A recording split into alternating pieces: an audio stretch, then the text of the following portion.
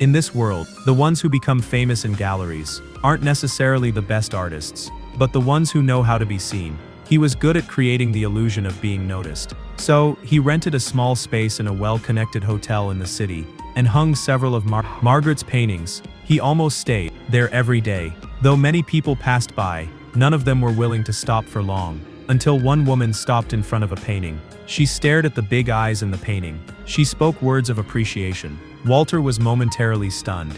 Then he smiled and nodded. The woman thought he was the artist. The admiration in her eyes made Walter feel the power that art could bring for the first time. It was the joy of being recognized. Walter became more and more convinced. His paintings would definitely bring him fame and wealth. Sure enough, not long after, he was discovered by a journalist. The journalist approached him for an interview. The flash of cameras, the lenses, all of this made Walter's vanity grow. He had never been so focused on before, nor had he ever been so easily tempted. Facing the reporter's questions, instinctively lied. The attention quickly turned into money. He went home with cash in hand. Margaret was very happy as well, but she had no idea. Her paintings had become her husband's works. By the time she found out, it was too late to turn back. She didn't ask questions. She only kept painting under the dim light of dusk, quietly continuing to paint. Her strokes were smooth, but filled with exhaustion.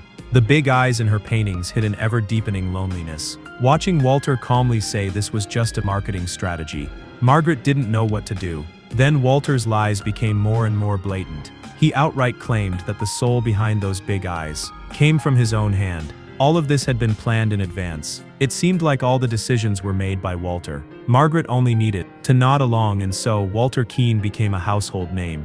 And on the other side of the city, the true artist continued to paint under the dim lights. Everything seemed to be going smoothly. Until one day, while they were putting up new exhibition posters on the street, their daughter suddenly stopped in her tracks. She stared blankly at the signature on the painting. The familiar brushstrokes. She remembered that it was her mother's painting. Margaret heard her daughter's words, but didn't say anything. She didn't know when. She had learned to go along with her husband's lies. No one could understand the confusion in Margaret's heart. She went to the confessional to tell God her pain. Margaret felt lost and confused. Will she expose her husband's scheme? Will she take back what belongs to her? Stay tuned for the next chapter of the story.